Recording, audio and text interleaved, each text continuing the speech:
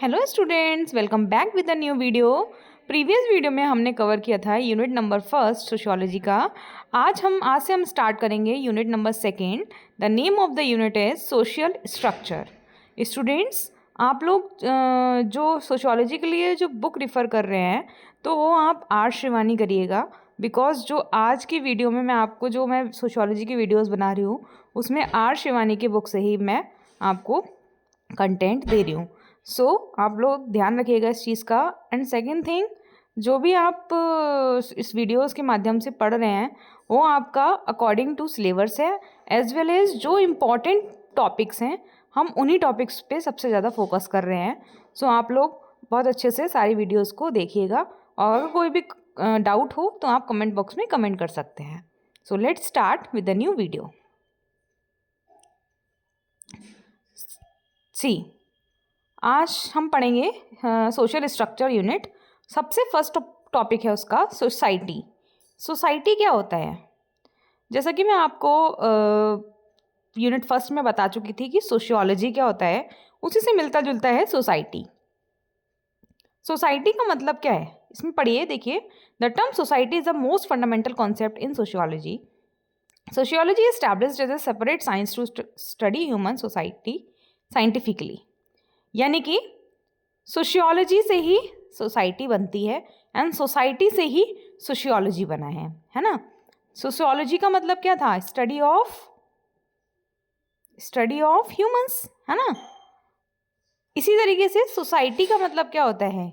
जहाँ पे भी हम लोग रह रहे हैं, यानी कि हमारे आसपास के लोग, हमारे आसपास का एनवायरनमेंट, हमारे आसपास के एनिमल्स, हमारे आसपास के ह्यूमंस, ये सब कौन है? सोसाइटी में के अंदर आते हैं ये सब लोग, है ना। हम सब लोग एक दूसरे के साथ मिलजुल के काम कर रहे हैं, मिलजुल के रह रहे हैं, एक साथ सब रिलेशनशिप बना रहे हैं एक दूसरे से, राइट। हम सबको एक दूसरे की नीड है। ये सब किसके अंदर आता है? सोसाइटी के अंदर आता है, राइट। एक किसी भी इंडिविजुअल या कोई भी इंडिविजुअल ऐसा नहीं है जो खुद से सारा काम कर ले, उसको एक दूसरे की नीड होती ही होती है, ठीक है। तो वो हमें मिलेगा कहाँ? सोसाइटी के अंदर, है ना। Society has become an essential condition for all round development of personality. किसी भी इंडिविजुअल की पर्सनालिटी को बिल्डअप करने के लिए एक सोसाइटी का उसकी लाइफ में बहुत बड़ा क्या रहता है? रोल रहता है ना। जैसा कि आपका सेकेंड पैराग्राफ में लिखा है बेटा, man is a social animal. जो मैन है वो कौन होते हैं? एक सोशल एनिमल होते हैं, है ना। Man has created his own society, जो कि क्या करते हैं? अपनी खुद की एक सोसाइटी बनाते हैं और उस सोसाइटी में उनको बहुत सारे लोग मिलते हैं, बहुत सारे नॉर्म्स, वैल्यूज़, कस्टम, कल्चर, है ना।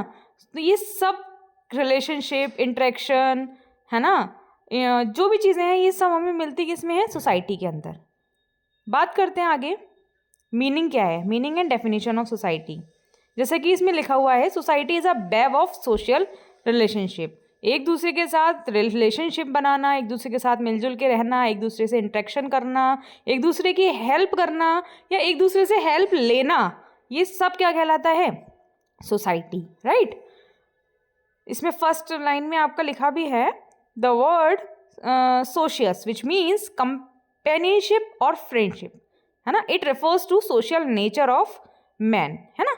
Next, characteristics of society. Characteristics का मतलब होता है विशेषताएं। क्या विशेषताएं होती हैं सोसाइटी की? एक सोसाइटी बनाने के लिए क्या क्या चीज़ों की ज़रूरत होती है? फर्स्ट है हमारा ग्रुप ऑफ पीपल। सबसे पहले तो लोग होने चाहिए, लोग ही तो सोसाइटी बनाते हैं ना। तो सबसे पहले हमारे पास क्या होने चाहिए? इंडिविजुअल्स होने चाहिए। Next, social relationship. और उनके साथ क्या बनना अच्छा होना चाहिए? हमारा सोशल रिलेशनशिप भी अच्छा होना चाहिए, राइट। सोसाइटी हमें हेल्प करती है एक दूसरे से इंटरेक्ट करने में, right. Next, shared culture. Society के अंदर बहुत सारे कल्चर्स, हर रिलीजन का अपना कल्चर है, tradition, beliefs, values, custom, right. हर रिलीजन के अपने अपने अलग अलग बिलीव्स होते हैं, तो वो सब भी किस में मिलेगा? हमें सोसाइटी के अंदर ही मिलेगा। कॉमन टेरिटरी होती है, राइट। कॉमन टेरिटरी यानी कि specific geographical area, villages, cities, ये सब भी कहाँ होती हैं? सोसाइटी के अंदर होते हैं। सेंस ऑफ बिलोंगिंगनेस, यानी कि बिलोंगिंगनेस का मतलब होता है कि एक दूसरे के साथ यूनिटी करना, है ना। हमारे अंदर, हम सोसाइटी में रह तभी सक्सेसफुली रह पाएंगे जब हमारे अंदर क्या होगी, सेंस ऑफ बिलोंगिंगनेस होगी, यानी कि यूनिटी वाली हमारे अंदर फीलिंग्स होंगी, right. Next, social institutions. Social institutions का मतलब हो गया कि जैसे हमारी सोसाइटी में हमारी खुद की फैमिलीज होती हैं, है ना, एजुकेशन, रिलीजन, गवर्नमेंट, इकोनॉमी, ये सब क्या है, एक इंस्टीट्यूशन के रूप में हम इसको पढ़ेंगे सोसाइटी के अंदर, राइट। सोशल कंट्रोल भी होता है, right. This is a very very important point कि एक सोसाइटी के अंदर सोसाइटी के खुद के क्या होते हैं बेटा, कंट्रोल होता है ना। जैसे कि मंदिर में चप्पल पहनकर नहीं जाना है, ये क्या है, एक सोसाइटी का कंट्रोल है ना। सुबह उठ के अपनों से बड़ों को नमस्कार, आदाब, प्रणाम करना है, ये सब क्या है, सोसाइटी का कंट्रोल होता है, right. Next, mutual cooperation. This is very very important. हमें एक दूसरे के साथ क्या रखना है, कोऑपरेशन रखना बहुत जरूरी है। क्यों जरूरी है, for survival and growth in society, है ना। डायनेमिक नेचर होना चाहिए, या nature should be dynamic, right. Language in communication, language आपकी अच्छी होनी चाहिए, है ना। जैसे कहते हैं ना कि प्यार से बोलते हैं अगर हम, तो हमसे सब लोग बोलना चाहते हैं, राइट। तो language play a very important role.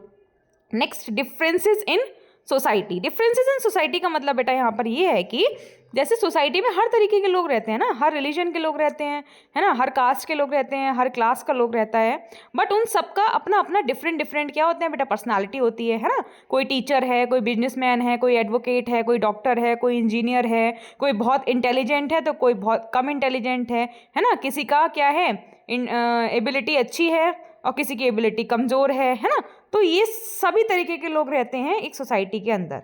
Next, cooperation and division of labour, यानी कि कोऑपरेशन तो होना ही चाहिए, साथ साथ में सोसाइटी के अंदर डिवीजन ऑफ लेबर भी होता है, राइट। हर किसी का अपना अपना काम है ना। हर कोई अपना काम करता है, अपना पैसा कमाता है, अपना घर बार पालता है ना। तो इससे हम क्या सीखा हमने इसमें कि what are the characteristics of society. यहाँ तक आई होप आपको समझ में आया होगा। आगे बढ़ते हैं बेटा, नेक्स्ट पढ़ते हैं टाइप्स ऑफ सोसाइटी। टाइप्स क्या क्या होते हैं सोसाइटी के। फर्स्ट है hunting and gathering society. Hunting का मतलब होता है शिकार करना, है ना। तो ये वाली जो सोसाइटी थी ये बहुत पुरानी सोसाइटी है, यानी कि 2500 साल पहले ये जो सोसाइटी थी तब ये हंटिंग एंड गैदरिंग सोसाइटी होती थी, जिसमें लोग क्या करते थे बेटा कि शिकार करते थे। किसका शिकार करते थे, जानवरों का शिकार करके अपना क्या करते थे, पेट पालते थे, अपने बच्चों का पेट पालते थे, ठीक है। उनके पास पहले कोई काम नहीं था, वो सिर्फ और सिर्फ क्या करते थे, शिकार पे निकलते थे एक साथ, और रोज एक दो शिकार करके उसको क्या करते थे, अपने पेट को पालते थे, सर्वाइव करते थे।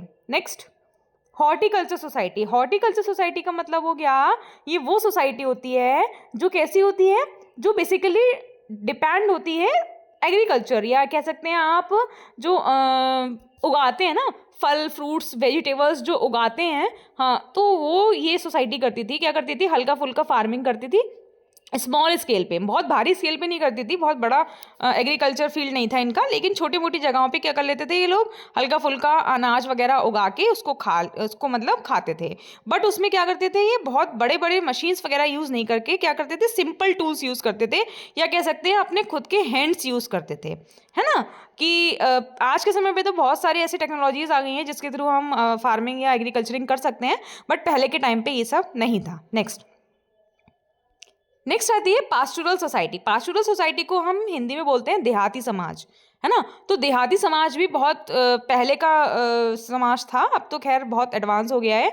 पहले के समय पे क्या था, इस पास्टोरल सोसाइटी को हम देहाती समाज बोलते थे। इस सोसाइटी में क्या था कि जो लोग थे वो क्या करते थे, अपने घर में एनिमल्स को पालते थे, एनिमल्स को पाल के उनके जो एनिमल प्रोडक्ट्स होते थे उसको बेचते थे, just like milk, meat, hides, wools, है ना, और उससे अपना घर बार चलाते थे। और बेसिकली ये जो एनिमल्स थे इनको ये ट्रांसपोर्टेशन में भी यूज़ करते थे, कि सामान इधर से उधर रखना, उनके ऊपर लाद के वो सामान भी इधर से उधर शिफ्ट करवाना, तो उस तरीके से वो अपना क्या करते थे, बिजनेस चलाते थे। नेक्स्ट, एग्रीकल्चर सोसाइटी, जो कि आजकल की सोसाइटी है हमारी, कह सकते हैं एक तरीके से, जिसमें हम क्या करते हैं, आजकल न्यू टेक्नोलॉजीज आ गई, न्यू मशीन्स आ गई हैं, उनका यूज़ करके जो भी हमारी एग्रीकल्चर फील्ड या फार्मिंग करते हैं लोग, उसको हम क्या बोलते हैं, एग्रीकल्चरल सोसाइटी।